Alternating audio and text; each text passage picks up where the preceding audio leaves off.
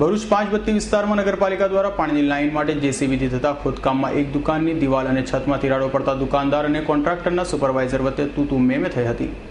હાલ ભરૂચ નગરપાલિકા દ્વારા શહેરમાં પાણીથી નવી લાઇનો નાખવાની કામગીરી ચાલી રહી છે, જેમાં જેસીબીના વાયબ્રેટરથી ખોદકામ થાય છે। આજરોજ સવારે 5 બત્તી વિસ્તારમાં બીજી ટ્રેડ સેન્ટર પાસે ખોદકામ ચાલી રહ્યું હતું, જેમાં જેસીબીના વાયબ્રેટર વડે તોડવાની કામગીરી દરમિયાન રિલેક્સ ટેલર નામની દુકાનની દિવાલ અને છતમાં તિરાડો પડી ગઈ હતી।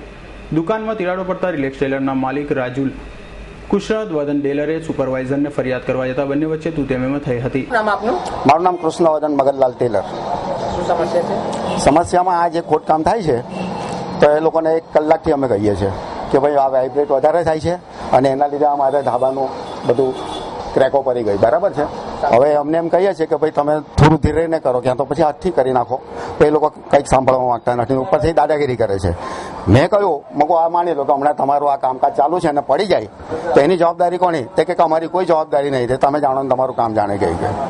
આપની દુકાન કેટલા વર્ષોથી છે? મારી દુકાન લગભગ 28 વર્ષથી છે। આજે ખોદકામ ચાલી રહ્યું છે, બાજુની દુકાનમાં તિરાડો આવી ગઈ છે। તિરાડી નહીં આવ્યો અમે बोले पहले से मकान है वो रहेगा उनका वहाँ हाली अपने खाली डामर तोड़ना है, जिसकी पानी की लाइन ना रोड पे भी वाइब्रेट होता है। रोड पे वाइब्रेट बंदी चलती है तो वाइब्रेट हल्का सा होता है। दुकानदार का ऐसा कहना है कि आपके मशीन की वजह से वजह से नहीं आया है। हमने पहले जब किया है कहाँ लेके आते हैं, ठीक है ना। और लोग तो कहते हैं मगर ऐसा कुछ नहीं है, ठीक है ना। पानी की लाइन चलती है, लोगी नगर पालिका काम चालू है अपना, और डामर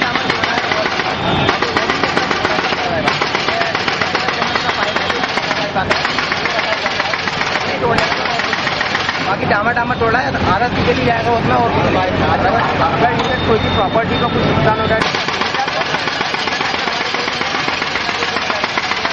हमारा सिर्फ नगर पालिका काम है, जो भी हम लोग करते हैं उसका कोई जिम्मेदारी नहीं होती हमारी, बराबर। સુપરવાઇઝરે રાજુલ ટેલરને તેની દુકાનમાં થયેલ નુકસાન સામે લાપરવાહ જવાબ આપતા બોલાચાલી વધી હતી।